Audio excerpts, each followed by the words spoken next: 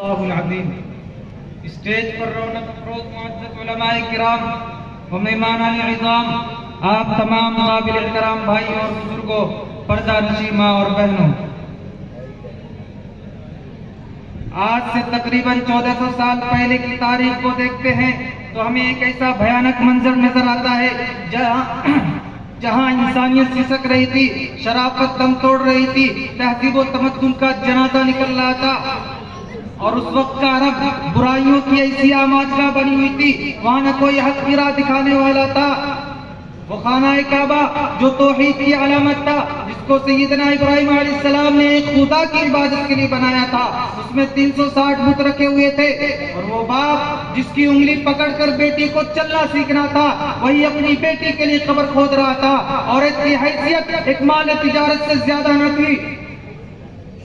بے حیائی کا حال یہ تھا کہ کعبے کا طواف بھی بے لباس کرتے تھے، وہاں نہ کوئی قانون تھا اور نہ عدالت تھی۔ سماج کے تمام فیصلے جس کی لاٹھی اس کی بھینس کے اصول پر ہوا کرتے تھے۔ الغرض، جب ظلم و شرک کی تاریکیاں اپنے انتہا کو پہنچی، جب انسانیت نے آخری سانس لی، تب رحمت خداوندی جوش میں آئی اور اپنے آخری رسول سرور کونین صلی اللہ علیہ وسلم کو مبعوث فرمایا۔ ان حالات میں آپ صلی اللہ علیہ وسلم کی پیدائش ہوتی ہے۔ جب آپ کی عمر مبارک 40 سال ہوئی،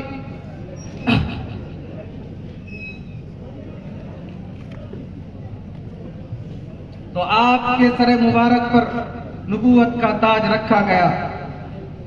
بظاہر یہ خیال ہوتا ہے کہ ان حالات میں جو سب سے پہلی وحی نازل ہوتی وہ اصلاح عقیدہ کے پہلو سے ہوتی، توحید کے اثبات اور شرک کے رد میں ہوتی، یا انسانی سماج سے متعلق کوئی آیت ہوتی جس میں ظلم و ستم سے منع کیا گیا ہوتا، یا انسانی ہمدردی کی طرف دعوت دی گئی ہوتی۔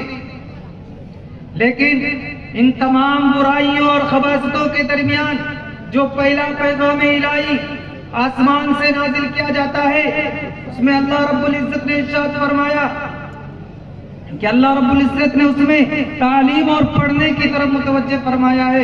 اللہ تعالیٰ ارشاد فرماتا ہے، اقرأ بسم ربک الذی خلق، خلق الانسان من علق، اقرأ وربک الاکرم الذی علم بالقلم، علم الانسان ما لم يعلم۔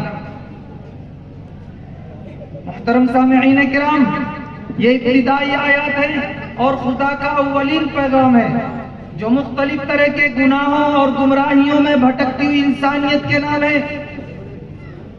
قابل غور بات یہ ہے کہ جہاں شراب نوشی کو روکنے کی ضرورت ہو، وہاں پہلا پیغام الہی تعلیم سے متعلق اتارا جاتا ہے۔